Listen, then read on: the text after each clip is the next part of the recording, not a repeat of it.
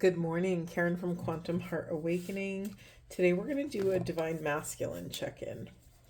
Now, I always like to be transparent about the energy because I believe that we can use everything to inform our awareness and use everything to expand ourselves. So I want to be transparent. I am feeling so low energy. It's like someone pulled the drain and all of my energy just came out, and it feels very dense. It feels hard to swallow. I'm naming these things because they might inform the masculine collective. We don't know.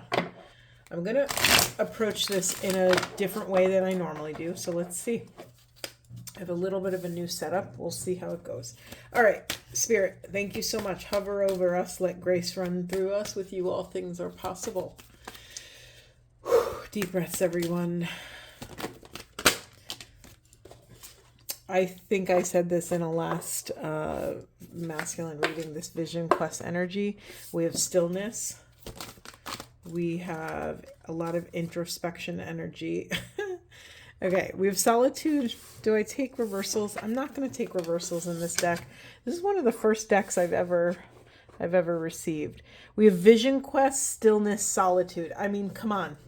It's like, okay, I just had a explosion. All right, we have nurturing, we have ancient healing wisdom, which is obviously going to come from the vision quest. And we have karma, which will be, we can't take accountability for karma without pausing to understand which part of the chaos is our responsibility. We have submerged, iceberg. When you think of an iceberg, you think of that's part of what is showing up for you on your path is hidden, right? There's something much bigger than what appears on the surface. Anything else for masculines? Anything else for masculines? I find it interesting that like my voice is labored, my breath is labored. I'm like almost slumped over in my chair. Something about this energy is incredibly dense and really, really heavy. Rebirth. Yeah. Masculines, you are on this, okay. I'm going to put the unconscious, we're going to really focus in on this. Let's get to work. Hold on. Is that on camera? Yes, it is. That's the unconscious position. You know me. Normally I put the whole deck, but I just don't feel like it. I need more space. Masculines, what is being pushed into the shadow is you asking the divine for help. So you don't do this alone. What's being pushed into the shadow or into your unconscious is the part of self, the part of your shamanic self that knows to go into ceremony, the divine self. Maybe we could even call that your inner feminine, who knows how to do the rituals to step into that sort of magic or alchemy or transmutation. So this is our starting point. You know me by now. I've been always telling you that the shadow position is always the best place to start because it's the X marks the spot on the treasure map.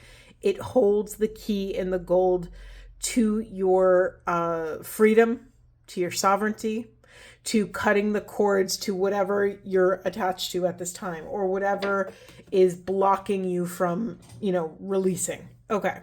I'm just taking it all in. It's funny. There's a lot of cards on the table and just one message. Masculines, you're meant to go into stillness. You are being called on a vision quest to commune with oneness, to commune with pure, pristine consciousness, to commune with this quantum field so that you can be gifted with these downloads that you need in order to take accountability of your karma. If you find yourself, even though this is clearly the Kundalini or, the caduceus symbol with the two snakes and symbolizing masculine and feminine coming together in pure union and ascension, I'm seeing it like this. And I'm almost seeing these spiraling round and round and round cycles of karma, cycles of repeating patterns. And in order to get out of those patterns, Sometimes you just need some time to think.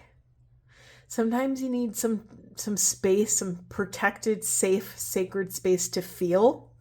Masculines are notorious for not really letting themselves feel very much. They're so good and so gifted and talented at pushing through difficult things and overcoming, they're so good at chopping wood and carrying water, right? And so part of your radiance is submerged like an iceberg. It's like you have really been only seeing the very tip of your vibration, your frequency, your soul gifts here in the world. There's so much more to understand and to see. But in order to do that, you have to really drop into stillness, drop into solitude. It's the only way. If you keep filling your time, your energy, your environment with people, places, and things, it's like the divine there's no extra space for the divine to come into. At a lot of my workshops, what I do, even though I'm technically a one person leading a workshop, I put 2 chairs. And for me, that's a symbolic gesture of quite literally leaving a seat open for the divine, for the mystery, for an unexpected gift to come in. And so masculines, you can't receive this shamanic wisdom, this ancient healing wisdom, unless you carve out space. Once you are gifted with that incredible nourishing and nurturing wisdom, you will be able to step into your soul's I'm trying to think of the word. The word came in and left immediately. Radiance, brilliance. It's brilliance. When jewelers talk about the brilliance of a diamond or of a gem or a stone or something, there's something about that. It's like the other sides. If you look at yourself as a dodecahedron, it's like you're only looking at one of the sides of that shape, where you have all these other sides to look in the mirror at, to receive these other facets of your gifts. And the only way to do that is to carve out space. Okay, yeah, separate message here. Well, part of the same message, but when you can do this on a regular basis, you will multiply your gifts, your wealth, your synchronicities. Something about this, like once you do this rebirthing process once and you get those reference points in your fascia, in your mind, body, spirit, it'll happen over and over and over again. Okay, beautiful. Where do we want to go, Spirit? Where do we want to go? I finally have all of my decks together in one place and it feels so good. All right, Spirit, thank you so much for this starting point. Where would you like us to go? All right. Anything else? Anything else? What do these divine masculines need to know? We have go with the flow, let things happen. Yeah, part of your work, masculines, is getting comfortable loosening the reins, not trying to control every little thing. We also have face your fears, release the power of fear. Something that the feminines are really great at is surrendering to the mystery. Feminines understand their oneness. They understand that the divine and the universe is not other than who they are. And so there's something to be learned from your inner feminine. And also, masculines, you have a powerful inner feminine at your disposal whenever you need her. You're meant to let her guide you through this fear. Allow yourself to honor the fears there and let it go. It's funny. I just happened to listen to a Ram Dass recording where he's talking about Kali, and he's saying, give all of your impurities to Kali. When you're feeling negative about yourself, or when that, inner sabotorial voice comes out to, criticize you or what you're doing or what you're trying to do or things that you love, really take a moment to excavate all of that negativity, and only when you're ready to completely let it go. Give it to Kali to eat. Kali will consume all of your anger, all of your grief, all of your self-doubt, all of your self-loathing, your self-criticism, all of that. Kali loves to gorge herself on all of these sort of spiritual impurities, this toxic debris that's floating in our fields. And there's something really important about that, of when you're ready, and only when you're ready, to really surrender your fear and let it gift it back to the grid. I'm sorry for this reading. This is so exhausting, this energy to wade through, and I'm wondering why, masculines, if you're just this exhausted, part of your exhaustion, masculines, is from fighting against the flow. I'm leaning my head on my hand, with my elbow on the desk, and I am like doing this reading with my eyes closed because I can't handle any extra stimuli. I can feel, masculines, your fatigue. And so what would it be like to surrender it? Give Kali your fatigue, give Kali your exhaustion, your repetitive nature, at some point we end up banging our head against the wall trying to solve a problem that we cannot solve, or we're trying to fix something that's not meant to be fixed. Okay, thank you, Spirit. They clarified. That makes so much more sense. Here we go.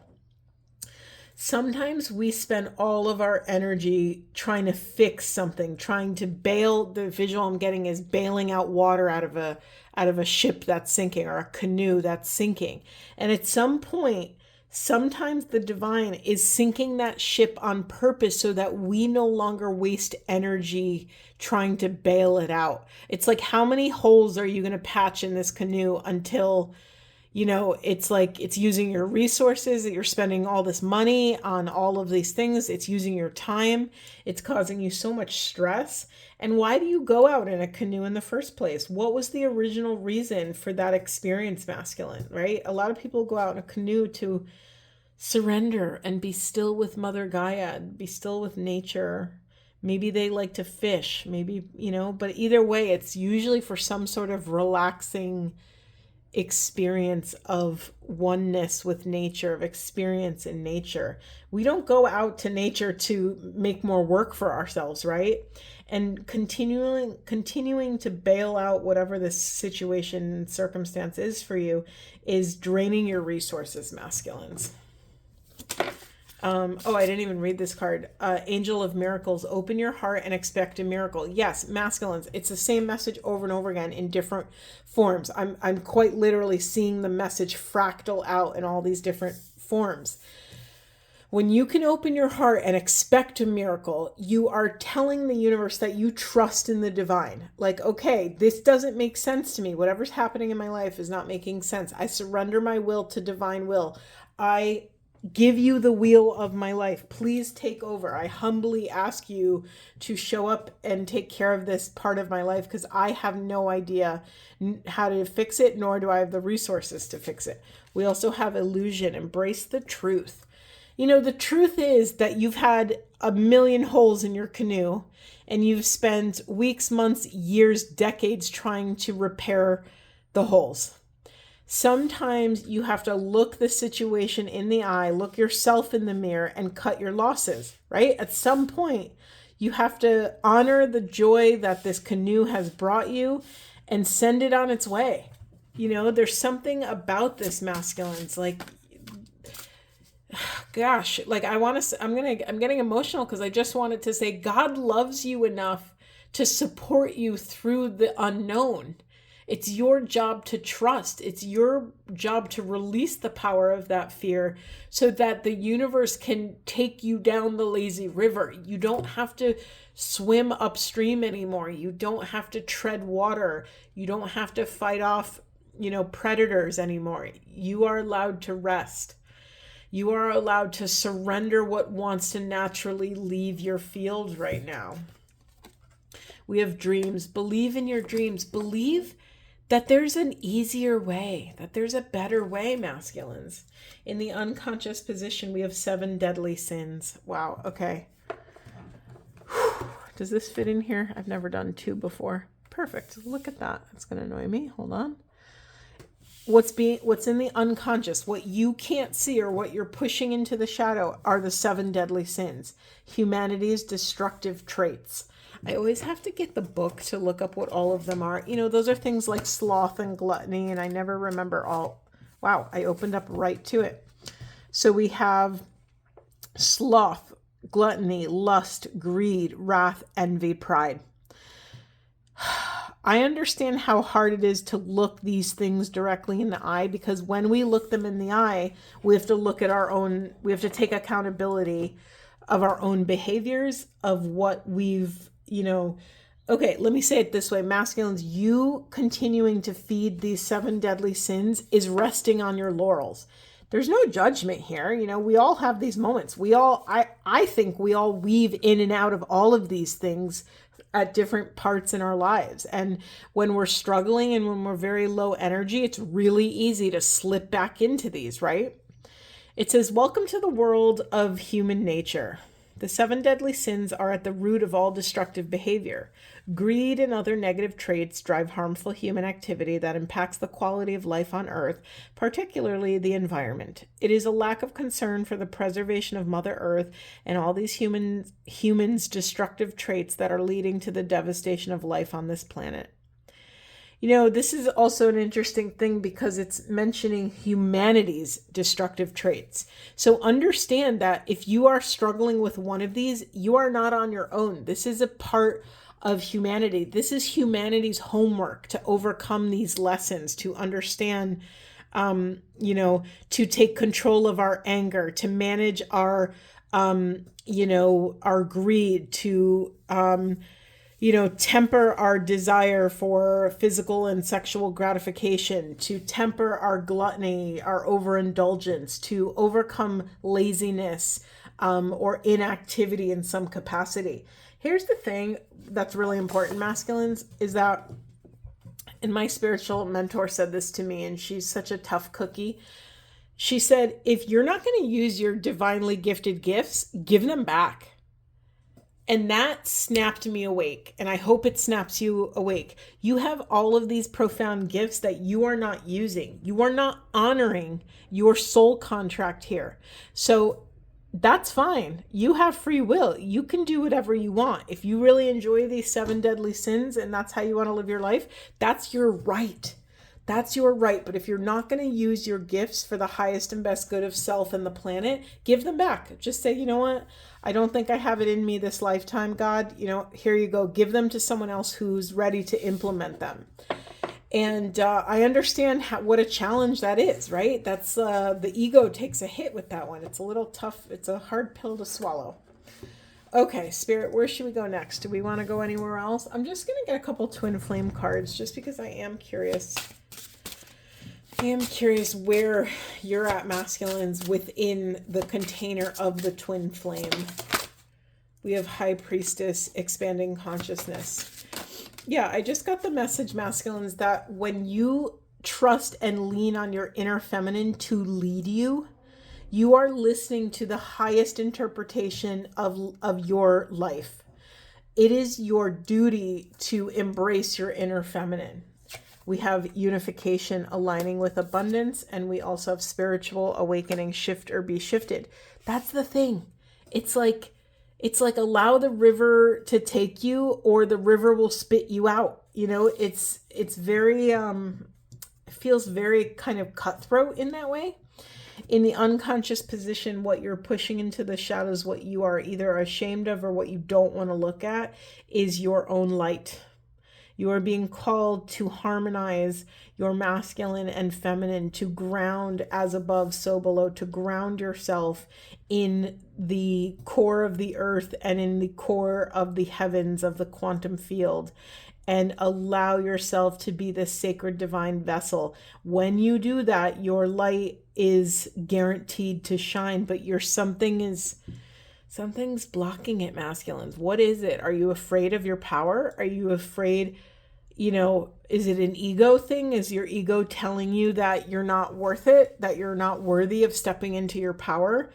Did someone in your childhood or somewhere along in your life tell you that you weren't worth anything? Did you believe someone when they told you that you have nothing to offer this planet? That is BS. That is false. Give it to Kali. Give it to Kali. Give all of your impurities to Kali, and she will consume them. She will literally chop them up with her teeth and swallow them and regurgitate it back to Mother Gaia. Like, it's time. It's time for you to look this shit in the eye, because you are being called to something greater. All right, where do we want to go next, Spirit? I'm just going to get a couple ancestor cards, and then I'm going to keep this kind of shorter. Anything else, Spirit? Anything else for masculines? I am so wiped out with this reading. I can only imagine how you feel, masculines.